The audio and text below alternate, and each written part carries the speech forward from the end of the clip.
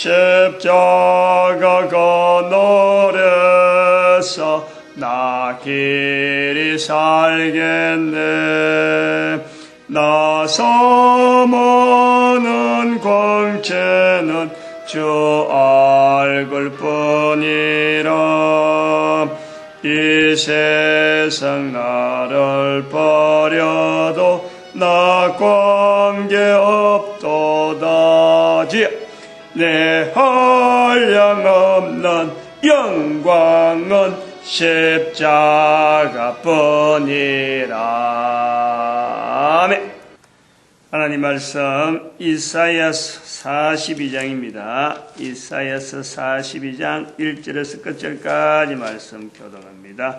1절 말씀 제가 먼저 받들어 봉독드립니다. 내가 붙드는 나의 종 내 마음에 기뻐하는 나의 택한 사람을 보라. 내가 나의 신을 그에게 주었은즉 그가 이방에 공의를 베풀리라. 이사야서 42장입니다.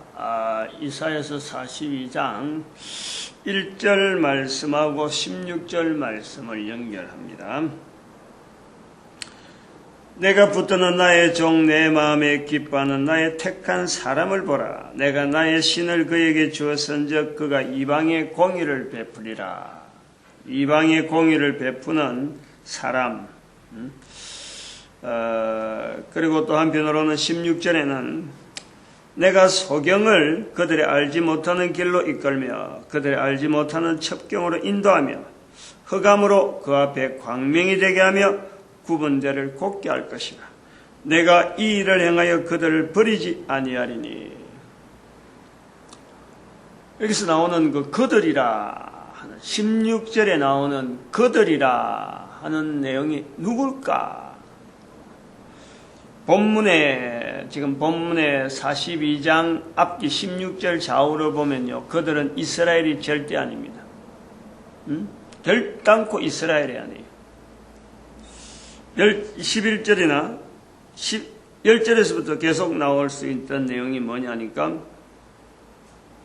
항해하는 자와 바다 가운데 만물과 섬들과 그 거민들아 여호와께 새 노래로 나라라. 이스라엘이 절대 아니에요. 16절에 나오는 내가 그들을 버리지 아니하리라. 이 일을 행하여 그들을 버리지 아니하리라 하는 이 말씀은 하나님께서 버리지 않는다는 건데, 이 버리지 않는 사람들을요, 이스라엘 백성들이 아니라는 거예요. 유대인이 아니라는 거예요. 여기서 말하는 그들은 10절에서 나오는 대로 바다와 그 가운데 있는 만물, 그리고 섬들, 그 거민들. 지난번에 이사야서 23장을 할 때, 같은 이사야서예요. 23장을 할 때 두로에 관한 경고라 나왔습니다. 그 부분을 다시 들어봐야 돼요. 왜 두로가 나올까? 이사야에 왜 두로가 나올까? 성경 전체를 걸쳐가지고 두로에 대해서 이렇게 부각하는 그 성경이 없는 거예요. 다른데 바벨론, 아수르, 걸쭉걸쭉한 이집트 큰 나라를 이야기하다가 두로가 나오는 거예요. 두로는 이스라엘에서 보면 지금도 그렇지, 두로라 있죠. 시돈 위에 두로가 있는데 자그마한 촌락이 어촌 도시라. 그런데 이 성경에 기록될 정도로 두로에 관한 경고라. 블레셋의 이름을 해서 다윗 시대는 블레셋 이름이 강했는데, 이 두로라는 지역이 도시가 자그마한 도시였지만은 다윗 이후로 팔레스타인의 그 세력이 형성되어지는 형태가 그렇다는 거예요. 다윗 시대 이후로 블레셋 전체가 아니고 두로라는 도시가 지중해를 장악하는 시대가 오는 거예요. 지중해를 장악하는.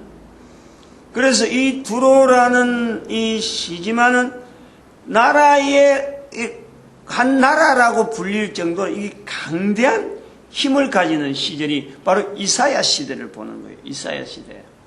이사야가 그걸 본 거예요. 두로로부터 엄청난 물량이 막 쏟아져 나오고, 마치 로마 제국이 로마 제국이 예수 그리스도 시대에 예수 그리스도 이 땅에 오실 적에 로마 제국이 전국을 이렇게 영향을 주듯이 전 제국에 영향을 주듯이 두로라는 이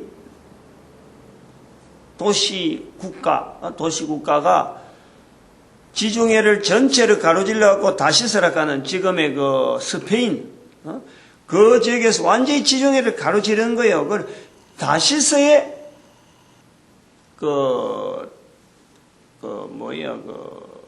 일종의 속국, 일종의 속국 도시 하나의 그것도 나라지 뭐 속국을 둘 정도로 엄청난 그 힘을 영향력을 지중해 전체의 어떤 그 선박강의 해상의 문제에 대한 것은 다시스가 이제 두로가 찾고 있던 시대랍니다. 그 땅덩어리는 작았는데 다시스하고 연결되어진 이 해상 어떤 확보 여기서 나오는 물량 자기들이 다 관장하고 있는 그 정도 힘을 발휘하고 있으니까 지금 여기 42장에 섬들이라는 표현이 많이 나와요. 섬들. 여기 보니까 4절에도 섬들이 그 교훈을 앙망하리라. 그리고 11절에도 그 가운데 만물과 항해하는 자와 바다 가운데 만물과 바다에 대한 내용이 많이 나와요. 섬들과 그 거민. 그래 나오는 거예요. 그리고 또 12절에도 섬들 중에서 그의 찬송을 선전한다. 15절에도 섬이 되게 하며 강들로 섬이 되게 하며 섬이 되어진다는 것에 대해서 강조를 많이 나오는 거예요. 지금 이것은 다시스 영향 그리고 두로에 대한 그 어떤 영향력 이거에 염두에 두고 있다. 상황 자체 시대가 그런 거예요. 그래서 16절에 있는 대로 그들을 버리지 않는다 하는 거예요. 그들을 버리지. 여기서 지난 시간에 41장이나 40장 요 사이를 넘어오면서 이사야로 하여금 잠잠하게 하게 돼요. 올려 14절에 내가 오랫동안 고요해하며 잠잠하여 참았으나 하는 이 이사야로 하여금 잠잠할 수밖에 없는 나름대로의 어떤 시간, 큰 어떤 자기 사고방식이나 자기 개인의 어떤 인간적인 면에서 볼 때는 이게 도대체 내가 선지자로서 선포해야 될 내용도 내 입에서 나오는 건데 이게 과연 내가 선포해야 되는가 하는 이런 고민, 자기 스스로에게 지금 자기도 주체하지 못하는 언어 자체가 자기 입에서 나오는 언어인데 자기 생각으로 해갖고 자기가 그동안에 참 이스라엘 중심으로 훈련받았던 여러 가지 사고방식 이런 것 자체로 갖고는 도저히 납득도 안 될 뿐더러 어떤 언어에 자기 이성으로도 이게 앞뒤가 안 맞는 그런 표현들이 나오는 이런 것에 대해서 41장에도 그런 내용이 있었다고 내가 이야기했는데 이런 것에 대해서 자기가 오랫동안 고민하는 시절을 보내는 거예요. 그러니까 그 일부러 입을 막는 거지 자기가. 자기도 이해 안 되는 이야기를 자기가 해야 될. 여기 오늘 본문에 나오는 대로 섬들에 대해서 지금 축복이잖아요. 여기 16절에 나오는데 그들을 버리지 아니하겠다. 이스라엘 백성들이 이 이야기를 들어야 되고 이스라엘 백성들이 대상이 되어서 그들을 버리지 아니하겠다 해야 되는데 그 이사야가 이스라엘 사람들이 이사야가 원수와 같은 당장의 원수가 되어지는 이 두로의 어떤 행적 그리고 이방의 전체 섬들 이 섬이라 그러면은 유대인들의 이스라엘 사람들에서 바다라는 거는요 그 해안가 자체가 이게 육지만 생활했기 때문에 바다에서 나오는 수많은 잡다한 그 생물들 이거는 모세 오경에서부터 넘어오는 식물, 먹는 문제에 대해서요, 굉장히 민감하게 반응하는 거예요. 성경의 바다에 나오는 생물에 대해서 이름이 일일이 기록이 안 되거든. 그냥 뭐 먹으라라는 거 되지. 어느 것을 먹어야 되고 어느 것을 먹지 말아야 되는 이것이요. 다양한 바다 생물이 나오는 것에 대해서 이스라엘 사람들은 기급을 하는 거예요. 육지에 있는 생물들, 이제 먹는 음식들 중에서도 딱 가면서 굽이 갈라지느냐, 안 갈라지느냐, 되새김하느냐, 하지 않느냐, 이런 거를 엄밀하게 따져서 먹는 식생활에 훈련이 되어지고, 이게 오랫동안 간섭이 남아있는 유대인들에게 바다에서 나오는 물건들, 통용되어지는 수많은 이런 좀 상품들이지. 지금 보면 한데 무역이니까 상품들, 이런 것을 써야 될지 말아야 될지 여기에 대해서 전전긍긍하고 있는 거예요. 이 섬이라고 하는 이런 바다에서 나오는 이런 거에 대해서는 이스라엘 사람들은 거부를 하는 거예요. 뭐 자동적으로 막 어쨌든 안 하려고, 이걸 연결 안 하려고 애를 쓴단 말이에요. 그런데 그러한 이 두로에 대해서, 또 이방의 섬들에 대해서, 바다 상향에 하는 사람들에 대해서 이사야가, 이스라엘의 선지자라는 이사야가 저들을 축복한다, 저들을 버리지 아니한다. 이사야의 고민, 40장부터 나타나는 이사야가 왜 제2 이사야라는 말로서 될 정도로 언어가 이렇게 바뀌어져 있는지를 고민하는 그 표현이 지금 여기 오늘 16절에 나오는 거예요. 42장 16절에 내가 오랫동안 고요하며 잠잠하여 참았으나 이제는 해산한 여인같이 부르짖으니 감당을 못하는 거지, 감당을. 그리고 감당을 못하는 것 같은데도 이제 그 사나이에 분명한 어떤 자기 나름대로의 자기 이성으로서도 어느 정도 수용이 될 정도로 자기가 역량이 길러진 거예요. 길러진 거예요. 해산한 여인같이 부르짖으니 숨이 차서 심히 헐떡일 것이라. 요 느낌을 과연 우리가요, 살아가는 사람들 중에서 이런 느낌 가진 사람들이 몇 명이나 있겠느냐. 이런 느낌에 대한 느낌을 가지고 1절에 있는 내용을 가지고 내가 붙드는 나의 종, 내 마음에 기뻐하는 사람을 보라. 이사야를 바라는 것이 아닙니다. 지금 여기 이사야를 보라는 것이 아니요, 내 마음에 기뻐하는 종, 내가 붙드는 나의 종, 내 마음에 기뻐하는 나의 택한 사람을 보라. 내가 나의 신을 그에게 주었은즉 그가 이방의 공의를 베풀리라. 요 형상이, 요런 내용들이 예수님께서 해석을 하는 거예요. 예수님께서 나중에 한 7, 800년 뒤에 이 내용을 해석해서 예수님께서 이사야에 있는 이 내용을 가지고, 이사야에 있는 이 신을 주겠다 하는 이 표현을 예수님께서 받아가지고 이방의 빛이 임했다라는 것을 누가복음 4장에서 표현하는 거예요. 은혜해가 됐다 하고 이 내용을 이야기하는 거예요. 이방의 빛을, 이방의 빛, 이방의 공의를 베풀이라. 예수님 바로 이방의 빛을 베풀이라. 이방의 빛. 이 흐름이 나오는 거예요. 그러면 이것이 나중에 이 이방의 공의를 베푼다 하는 것을 성경, 신약 성경에 넘어오면서 구약에서는 어림도 없는데 접근이 예수님께서 누가복음 4장에서 이 이방의 공의를 베푸는 이 내용을 나의 택한 종을 보라 하고 이 내용 자체를요, 예수님이 받는 거예요. 그런데 이것 자체가 예수님으로 끝나는 것이 아니라, 예수님으로 끝나는 게 아니라 이사야 입에서 나오는 답답하여서 말할 수밖에 없는 그 자신의 말이 이방에 대한 축복으로 나오는데, 이 축복의 은혜를 예수님이 받으면서 실제로 예수님을 통해서 성경에 남겨둔 사람이 바로 바울인 거예요. 바울.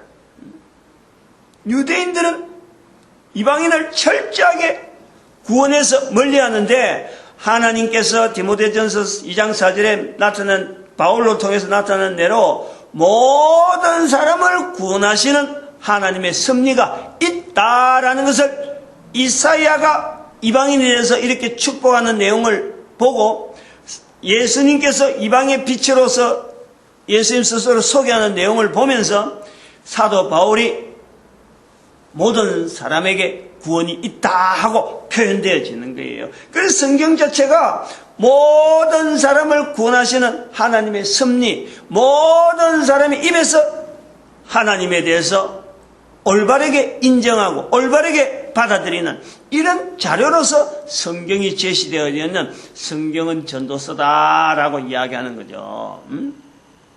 그럼 사도 바울에게서 이게 끝나느냐? 이게 끝나지 않는다는 거죠.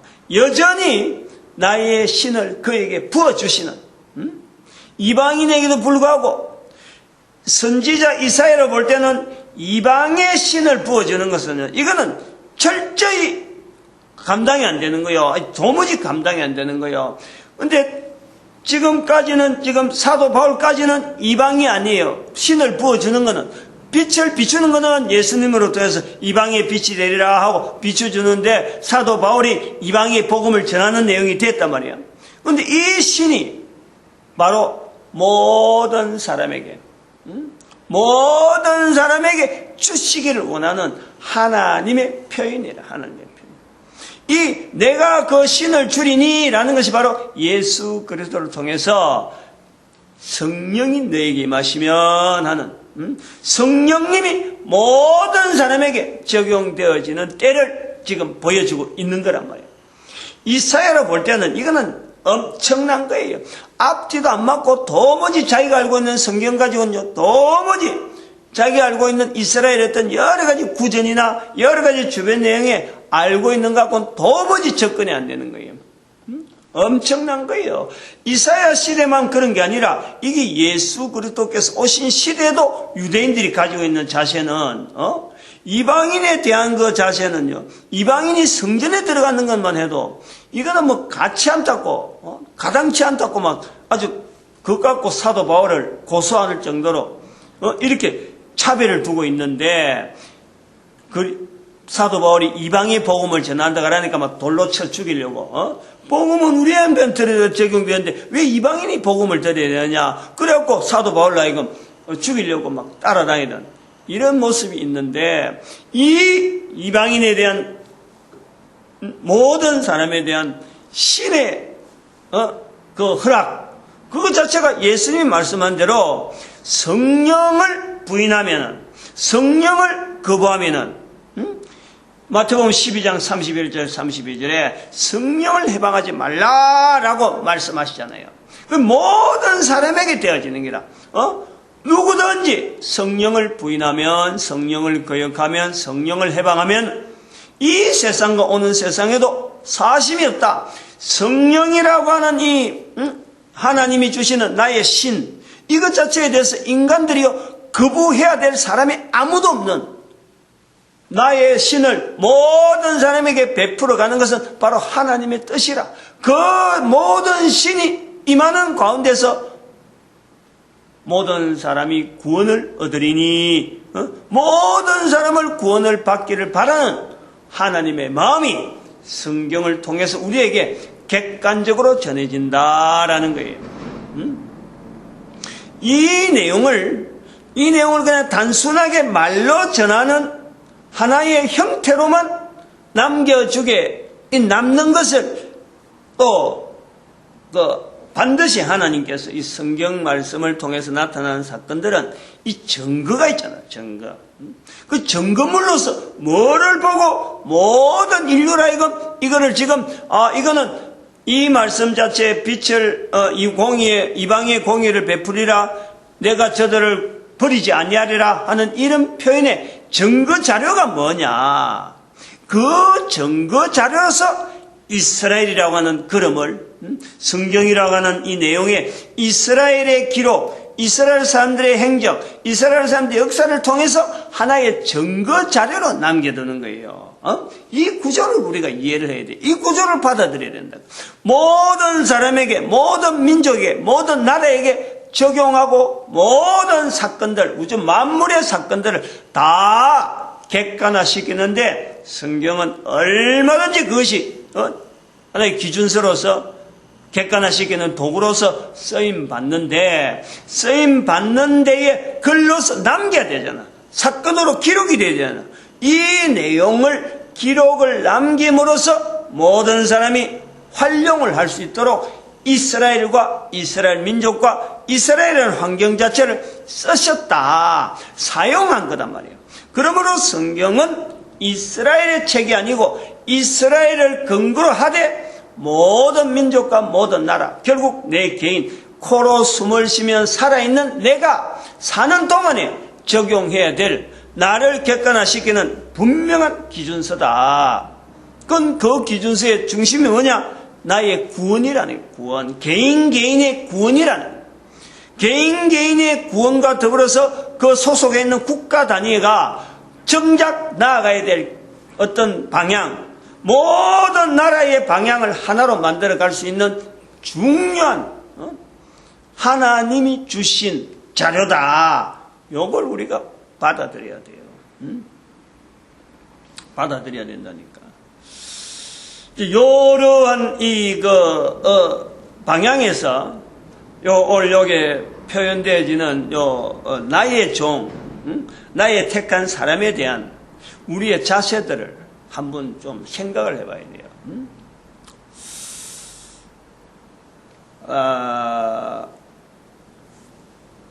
하나님께서 쓰시는 이스라엘 백성들이라 하는 그에 대한 증거, 크게 보면은 1000년 단위로도 볼 수 있고 2000년 단위로 볼 수 있는데 1000년 단위로 찍어서 보면은 아브라함을 택하는 거예요. 아브라함을 택한다. 그 다음에 아브라함을 택해서 다윗이라고 하는 하나의 또 중간 과정을 하나 거칩니다. 그 다음에 예수님이 오시는 거예요. 그 1000년이에요. 거기 2000년이 걸린 거예요. 처음 시작해서 1000년 시작을 우리가 아브라함부터 보면은 아브라함부터 다윗까지 1000년, 다윗에서 예수님 오실 때까지 1000년, 이렇게 1000년 단위가 나오는 거예요. 그 다음에 지금 우리가 2000년이잖아요. 예수님 오시고 나서 1000년 단위에 나오는 거는 바로 저는 볼 때 1096년에 있는 십자군 전쟁으로 보는 거예요. 십자군 전쟁. 교황이 소위 말하면 교황이 이스라엘에 대해서 이스라엘 역사에 직접적으로 관여하는 거 아니에요. 교황이라는 존재를 가지고 전쟁을 일으키는데 성경에 기록은 안 됐지만은 교황이라 그러면은 어떻게 보면 성경 전체를 중심으로 해서 나름대로 나의 택한 종, 나의 참 사랑하는 백성이라고 하는 그 중심에 바로 이 교황이라는 자리가 있는 거예요. 근데 그 교황이 이스라엘 백성들에게 가장 타격을 입히는 나라 전체를 없애버리는데 아주 중요한 기여를 해버리는 거예요. 완전히 흩어버리잖아요. 그리고 나서 1945년 이 내용을 보는 거예요. 자, 그러면은 1945년과 아브라함 사이를 보면은 아브라함에게 있어서의 하나님의 약속은 네가 보는 이 땅을 네와 내 후손에게 주리라 약속한 거예요. 그런데 여기 지금 오늘 이사야 42장의 상황에서는 이 이스라엘이 몰라도 너무 모른다. 나중에 가보면은 여기 24절에 쭉 내려가 보면 22절부터 이 백성이 도적 맞으며 탈취를 당하며 다 굴 속에 잡히며 옥에 갇히도다. 너희 중에 누가 이 일에 귀를 기울이면 누가 장례를 상가 듣겠느냐? 야곱으로 탈취를 당케 하신 자가 누구냐? 이스라엘을 도적에 붙이신 자가 누구냐? 여호와가 아니시냐?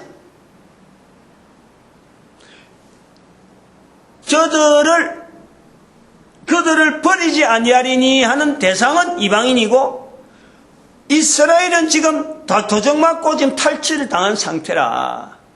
지금 누가 이래 만들었느냐? 이스라엘을 그동안 이스라엘을 섬기던 바로 하나님이 그렇다. 바로 하나님께서 직접적으로 이스라엘에 대해서 표현하고 있는 거예요. 그럼 왜 이래 됐느냐? 이 이스라엘이 마지막 절에 가보면은 여호와께서 맹렬한 진노와 전쟁의 위력으로 이스라엘에게 베푸심에 그 사방으로 불붙듯 하나 몸이 타나 마음에 두지 아니하는 거예요. 몸이 타나. 고통은 닿지만은 이 고통이 하나님으로부터 주어지는 또 다른 어떤 비상, 또 어떤 도약, 또 어떤 새로운 어떤 비전, 여기에 대해서는 전혀 고려를 하지 아니하고 하나님에 대해서 멀어만 간다는 거예요. 멀어만. 기왕에 멀어가는 이스라엘 백성들이 거기서 더 멀어만 가는 거예요. 아브라함 시대부터 지금까지 하나님께서 이스라엘 백성들에게 베푸신 그 은혜가 다른 사람들이 볼 때는 하나님은 이스라엘의 하나님이다 할 정도로 그냥 편애했는데도 불구하고 이스라엘은 더욱더 멀어져 가다가 이제는 불에 타는데도 불구하고 이 불이 타는 것이 지금까지 베푸신 은혜에 비하면 반드시 좋은 일이 나타날 것인데 이 좋은 일에 대한 것을 염두에 두지 아니하고 하나님은 우리를 떠나시는갑다. 우리를 더 이상 우리한테 관계없는 신으로 되는갑다 하고 보면서 떨어진단 말이에요. 이스라엘은 떨어진다니까. 그러니까 하나님께서 보실 적에는 지금 현재 입장에서는 우리가 객관적으로 이렇게 이야기를 하면 이야기거리로 하는 거죠. 이스라엘도 하나님 백성에게는 이스라엘도 떨어져 나오고 주변의 나라도 하나님은 저 이스라엘의 하나님이지 우리 하나님은 아니다 라는 입장에 있는 아무도 하나님은 나의 백성 내 종이라 할 사람이 없다는 거예요. 당시에는 지금 이런 상황에서는. 그런데 이것이 이런 상황이 지나서 바로 예수님이 오시는 상황 자체에 대한 예수님께서 머리 둘 곳도 없다. 인자는 머리 둘 곳도 없다. 공중의 새는 자기 집, 갈 곳이 있지만 인자는 머리 둘 곳이 없다. 그 상황이 바로 예수님 시대로 직접 우리를 통해서 들려주는 거예요. 그렇게 철저하게 이스라엘과의 관계를 완전히 단절시키면서 이스라엘의 하나님이 아닌 듯 보이는데 그러나 하나님께서 모든 사람을 수용하는 그 환경에서 예수 그리스도를 십자가에 못 박고 다시 또 모든 사람에게 성령이 임하면은 내 정인이 되라 이 기회를 허락하는 거 아니에요. 그렇게 함에도 불구하고 1096년의 교황으로 인해서 참 하나님의 종이라 할 수 있는 인류 속에서는 그렇죠. 인류 역사 속에는 하나님의 종이 그 당시에 교황이지.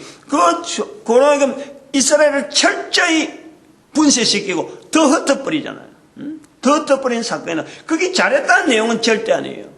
분명히 잘못했는데 그러한 잘못한 내용의 끝까지 가는 거 아니에요. 끝까지. 그러나 2000년 예수님 오시기 전에 아브라함부터 만들어지던 그 2000년을 우리가 염두에 두면은 그 2000년을 기점해서 아브라함과 약속했던 그 2000년이 예수님 후로 다시 되어지는 2000년, 1945년을 연결하고 4000년을 연결해 버리면요. 아브라함에게 이야기했던 그 내용이 그대로 임해지는 거예요. 1945년의 사건은. 그래서 그 1945년의 사건을 모든 인류가 보면서 예수 그리스도를 또한 모든 인류가 보면서 아브라함에게 약속했던 그 사건 자체의 큰 흐름을 우리가 보는 거 아니에요. 전체가 전혀 어긋나지 않은 분명한 사건이다.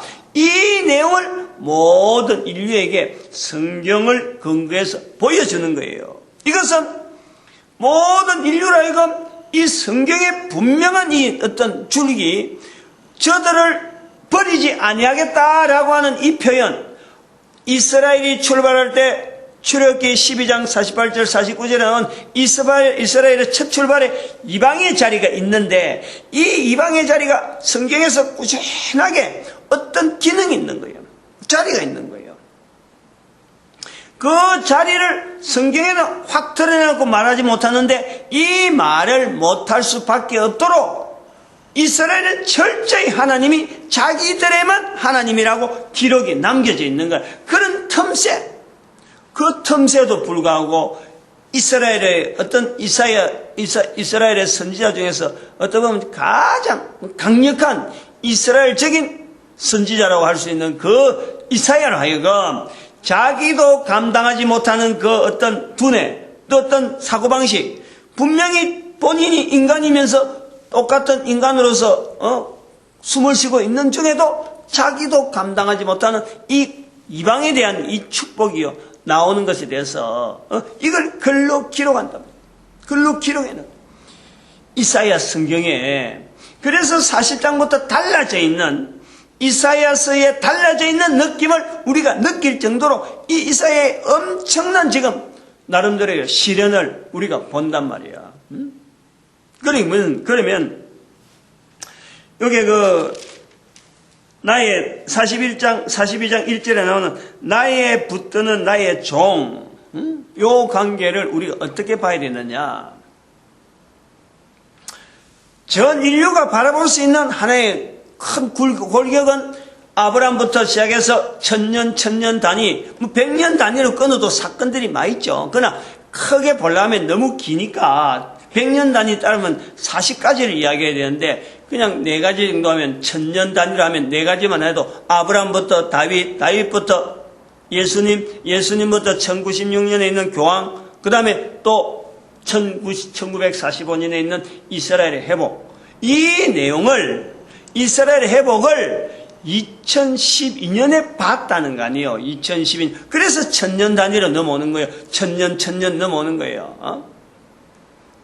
2012년에 이걸 봤기 때문에 2013년부터를 이제 부활 통일 시대라 하고 별도로 부른단 말이에요. 그럼 요거는 전 인류에게 보여주는 성경을 통해서 모든 인류를 하나의 대상으로 하는 모든 사람을 구원하시려는 하나님의 섭리에 대한 큰 기둥이다. 이스라엘을 객관화시켜서 이스라엘을 객관적인 도구로서 사용함으로써 모든 나라, 모든 민족이 바로 나를 객관화시키는 하나의 도구로서 이 성경이 자리가 보여지는 거예요. 그럼 인류의 방향이 어떻든 이스라엘이라고 하는 한 나라가 저렇게 기록된 대로 나아간다면은 성경에 기록된 대로 모든 인류에 나아가는 방향은 하나님께서 보여준 대로 구원의 구조로, 구원하시려는 하나님의 구조로 모든 인류가 나아간다. 방향이 딱 나오는 거예요. 모든 인류의 구원. 또 다른 말로 하면은 예수님이 오시는 재림, 예수님이 다시 오시는 시기, 그걸 향해서 나아가는 거예요. 또 다르게 이야기하면 빌립보서 2장 9절에서 11절에 있는 말씀대로 가장 높은 이름의 예수 이름을 두고 모든 민족을, 모든 나라 사람들, 모든 사람들을 무릎을 꿇게 만들고 예수 그리스도 앞에 무릎을 꿇게 만들고 그 입으로 예수를 주라 신하는 쪽으로 나아가는 거예요. 이게 성경이라는 거예요. 이런 성경의 전체 구조가 이래 있는데 사람들은 살아가는데 100년 단위로 60년 단위로 태어나자마자 죽기도 하고 10년 단위 나자마자 10살 있다가 죽기도 하고 20살 있다가 죽기도 하고 여러 형편에 따라서 죽는 거예요. 죽는 사람들 사이에서 나의 종에 대한 이 자리가 어떤 자리가 있느냐, 이것을 보여주는 전체적인 성경의 구조는 전체로 되어 있는데 이러한 우리가 살아가면서 개인이 살아가면서 하나님의 택한 종, 나의 백성을 보라, 나의 기뻐하는 나의 택한 사람을 보라 하는 이 사람을 두는 이 표가 사람마다 시대마다 있다. 그것이 오늘날 우리 시대는 목사로도 나올 수 있는 거고, 또 한편으로는 교황으로도 나올 수 있고, 또 한편으로는 사장으로도 나올 수 있고, 대통령으로 나올 수 있는 이런 환경을 우리가 보는 거예요. 그래서 우리가 공자라든지 마호메트라든지 인류 가운데서 불교에서 말하는 석가라든지 이런 모든 계통도요 다 이 범주 안에 다 들어갈 수가 있어요. 나의 택한, 나의 기뻐하는 종을 보라 하는 이 구조에 다 들어갈 수가 있다니까.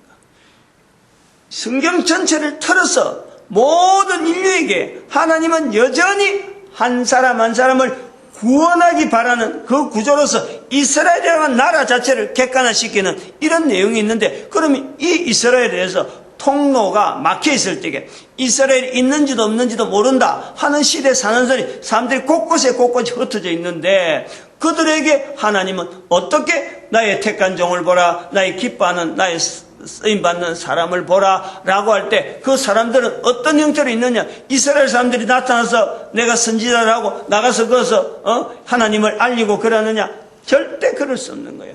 그런 사람들 중에서 나타났던 인간들로 하여금 하나의 좋은 길로 나름대로 홍익인간이 되어지는 그 길로 인도하려고 나섰던 수많은 사람들을 바로 이 본문에서 나오는 42장 1절에 나오는 택한 하나님의 종이다라는 자리에 두어도 무방하다는 거지.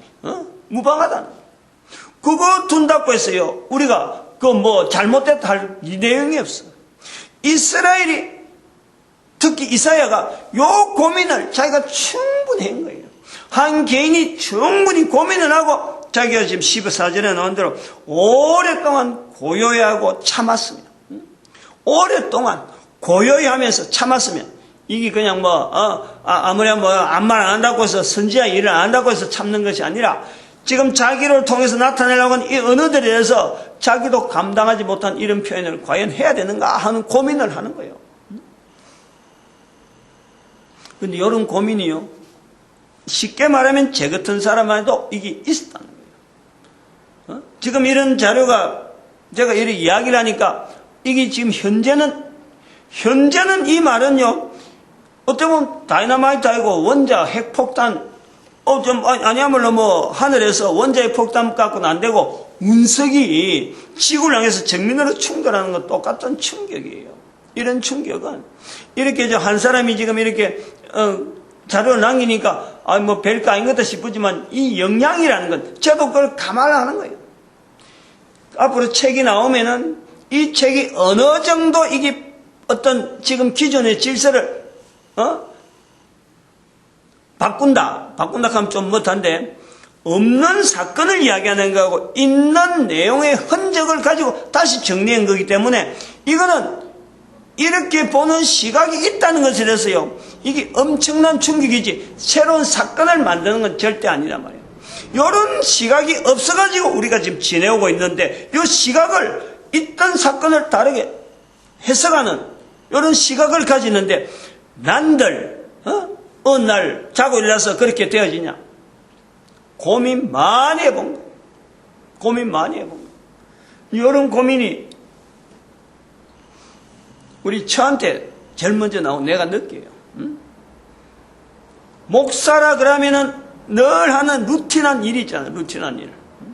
목사라 하면 의뢰 요런 일만 하는 거로 되어 있는데, 어느 날 갑자기 표현이 일반 목사들한테서 나오는 표현이 아닌 이런 표현이 하니까 의아하고 눈이 멀뚱멀뚱하고 어떻게 질문은 못하고 또 그래 반박은 못하면서 이게 제대로 가는 건가 하고 지금 굉장히 불안해하던 그런 시절이 있었어요.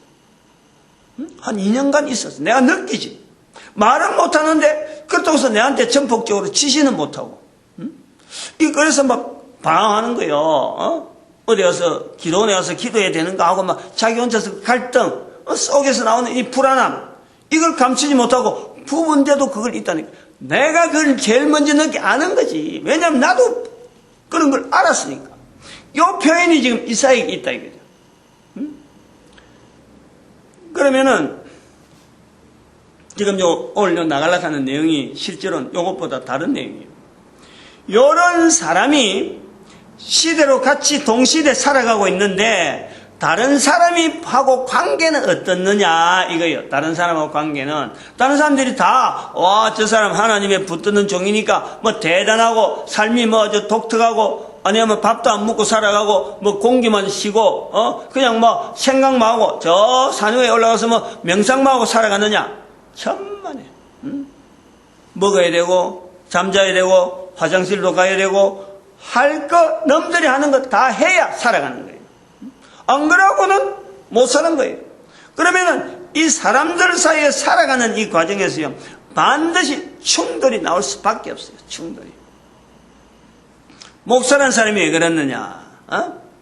이런 소리를 듣는다. 그럼 이렇게 되어질 때 우리가 중요하게 이 본문에서 우리가 가져야 될 자세가 뭐냐니까, 목사된 사람이 가져야 될 자세가 있고, 나의 붙드는 종이라고 불리는 사람이 가져야 될 자리가 있고, 또 한편으로는 목사라고 불리는 사람을 바라보면서 부르는 사람이 가져야 할 자세가 분명히 있는 거예요. 왜 하나님께서 이스라엘을 통해서 성경에 기록했느냐? 기록할 수 있는 대상물이 필요하니까 성경에 어떤 이스라엘 백성들이 하나의 주체로서 등장하는 거예요. 마찬가지로 하나님의 구원이라고 하는 이 큰 섭리를 이루어가는데 하나님의 종은 반드시 있어요. 어떤 모양이든지 있을 수 있다는 거예요. 그런데 이거를 본인이 하나님의 종으로서 처신해야 될 자리가 완벽한 상태냐, 이게 완벽하지 않는 상태에서도 불구하고 하나님은 쓰신다는 거예요. 이걸 알아야 돼요. 이걸 알아야 된다니까. 또 그러한 하나님의 쓰시는 완벽하지 않는 사람이 내 주변에 있다. 이거를 찾아내는 내 눈이 우선 필요한 거예요. 찾아냈다면은 그런 사람을 바라보는 내 자세가요, 어떻게 해야 되는가 하는 이런 객관적인 부분에서 이런 내용을 자기가 어떻든 간에 추스려야 돼요. 추스려야 돼요. 명색이 사회 지도층이라 하는 목사라라고 부르면서도 이거는 뭐 자기 개인인지 안 그러면 자기들끼리 말하는 건지는 모르지만은, 그런데 공격적으로 그렇게 목사라고 하는 말은 그런 데 쓰면서 공격적으로 지금 상가에서 일어나는 문제가 그런 거예요. 상가가 지금 워낙 장사가 되다 보니 사람들이 다 비었거든. 근데 가장 피해를 입고 있는 게 우리 교회인데 엘리베이터가 지금 동작 안 된다니까. 나도 이 나가려고 애를 많이 쓴 거예요. 뭐 집 내놔려고 애를 썼는데도 불구하고 안 나가니까 못 나가는 건데, 그래서 생활 거주지를 사택으로 지금 쓰고 있잖아요. 그런데 이 몇 명 안 되는 이 사람들의 관리소장이 관리소장이 아니라 운영위원장이 내용 증명을 보내는 거예요. 생활하지 마라. 나를 자꾸 쫓아내는, 엘리베이터 스톱하는까지 교회를 쫓아내려고 하는 어떤 시도가 있는 거예요. 교회, 상가 건물에 엘리베이터가 분명히 있는 줄 알고 들어왔지, 엘리베이터 안 된다고 하면 누가 이어 들어오겠어, 교회가. 그런데 상가 어렵다 해갖고 스톱을 시켰단 말이에요. 그래서 이걸 어떻게 하면 다시 한번 부활시켜, 나는 그 고민을 하고 있는데, 오히려 상가 운영위원장은 교회로 있는 이 목사를 교회를 내보내려고 막 하여튼 압박을 한단 말이에요. 그런 자세. 그래서 사회 지도층인 목사는 말을 하면서 뒤에는 쫓아내려고 나가라 이거지. 공개적으로 내용 증명 보내고 거주하지 말고 나가라 이렇게 나오는 거예요. 이런 부분을 이제는 우리가 보는 거예요. 나의 택한 종이라 하면서 불러주는 듯 하면서도 받아들이지 않는 사람이 있는가 하면은, 한편으로는 인정하는 성도들 중에서도 교회 소속, 자기 교회 목사는 목사로 알고 남의 교회 목사는 목사로 인정 안 하는 거예요. 어저께 이런 예를 생각하느라고 내가 고민하고 있는데, 어저께 그런 실제적인 내용이 내한테 들어온 거예요. 상목에 제일 큰 교회니까 나이 많은 은퇴한 근사한 분이 저 황산동에서 토요일에 밥 퍼주는 일을 하거든. 밥 퍼주는 일을. 밥을 제공한단 말이야. 얼마나 좋은 일이야. 내가 도우는 거예요. 같이 전도대 활동을 했으니까 내가 도우는 거예요. 뭐 일이 있으면 내한테 연락 와서 내가 도우고 이랬는데, 다른 교회 목사님이 차를 구미시에서 이 연합해서 그런 활동하는 목사님들이 해가지고 밥차를 해갖고 토요일날 글로 가는 거예요. 답답하니까 갔겠지. 그것도 뭐 갈 데 없으니까 갔다 하면서 하는데, 그러니까 그 근사님이 내한테 전화를 하면서 도대체 목사가 이럴 수가 있냐고 막 화를 내면서 막 이야기하는 거예요. 자기가 하고 있는데 그걸 쫓아내더만은 또 다른 데 지금 얻어갔는데, 그거 내가 지금 장소 때문에 뭐 시설하느라고 내가 도와주고 있다고 왔다 갔다 했더만 내한테 이제 전화를 하고, 목사가 이럴 수 있느냐고. 그 내가 그러는 거예요. 사람이 이름을 이야기하고 흠담을 하려고 하면은 해라. 당신도 상목의 목사니까 존경하지.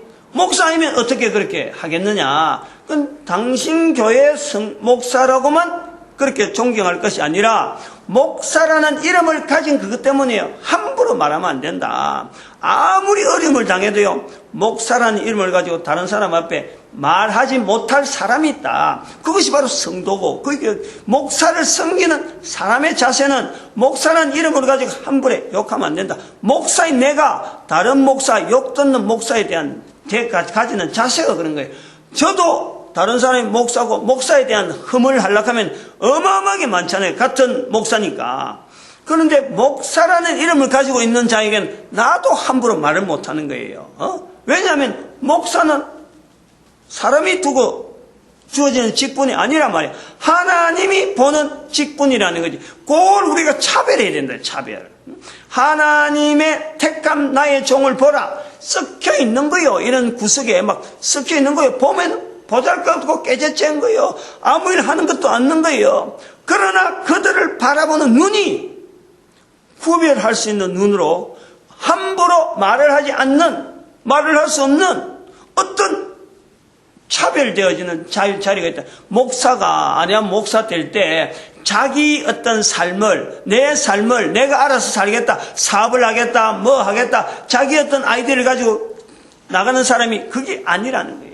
첫째, 목사 되어질 때 하다 보니까 엉뚱한 일을 할 수는 있겠지만 나갈 때 자세는요, 목사 되는 자세는 하나님이라고 하는 이 분명한 존재에 대한 그 자체를 두고 자기 자신을 객관화시켜서 목사 되는 길을 간 거예요. 이것이 목사란 이름이 딱 끝나는 그 시점까지는, 없어지는 시점이 있다면 그것 될 때까지는요, 목사란 이름을 붙이는 것이었어요. 함부로 하면 안 돼요. 마찬가지예요. 절의 중들도, 우리 중이라고 하는 자는 좋은 이름인데 이 중들에 대한 자세도 마찬가지라는 거예요. 다 그렇지는 않겠지만 개인이 참으로 다른 사람을 향해서 바른 대로 인도하는데 자기가 헌신하겠다라고 하는 그런 중심을 가지고 모든 사람을 향해서 자기 욕심을 버리고 자기 욕심이 아닌 어떤 여러 공동을 향해서 쓰임받는 자기 자리에 있다 그러면요, 그런 사람은 목사가 되든지 중이 되든지 안 그러면 순영을 하든지 어디 뭐 대통령으로 있든지, 지금 박근혜 대통령 같은 사람도 우리가 그런 자리에서 봐야 돼요. 한 개인이 살려가면 결혼하고 남녀가 아들 딸 낳고 오손도손할 건데 아버지의 뜻에 대한 어떤 분명한 발걸음 때문에 자기가 손 못 놨는 거, 이런 건요 우리가 분명히 택한 나의 종을 보라 하는 자리에 둘 수 있다는 거예요. 그래서 제가 지난번에 하면 갈라디아서인가 내가 새벽에 할 때 이 사도 바울의 고난당하는 모습에서 이 박근혜 대통령의 걸음을 우리가 연기했는데, 이 걸음이 이런 시각을 볼 수 있도록, 마치 이것은요 이스라엘이라는 나라 자체가 어찌 보면은 하나님 앞에 행편없고 보잘것없고 별볼이 없는 것처럼, 오늘 본문에처럼 막 뒤로 물려가는 거예요. 밀리는 거예요.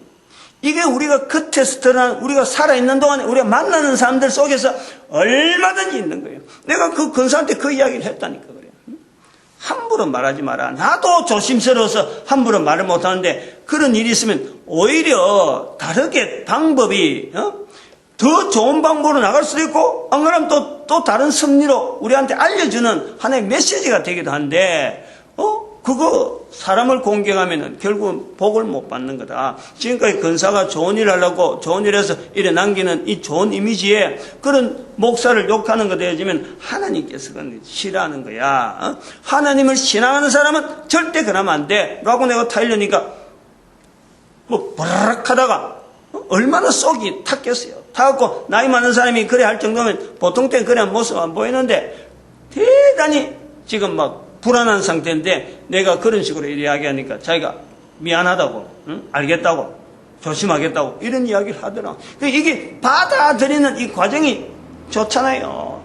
또 그래 그 이야기를 해줘야 되잖아요. 이런 관계가 있다. 나의 종이라고 하는 이 내용은 길어서 끝내겠습니다. 너무 긴 이야기를 한꺼번에 막 하려하니까 막 좀 시간이 많이 갔는데 줄이겠습니다. 우리 개인이 하나님 앞에서 이 전도되는 것 감사해야 되고, 그리고 교회는 전도를 하나 돼야 되고, 우리 국민이 온 인류 앞에서 전도 국민으로서 쓰임받기를 축복하는 시간 주여 삼창합니다. 주여!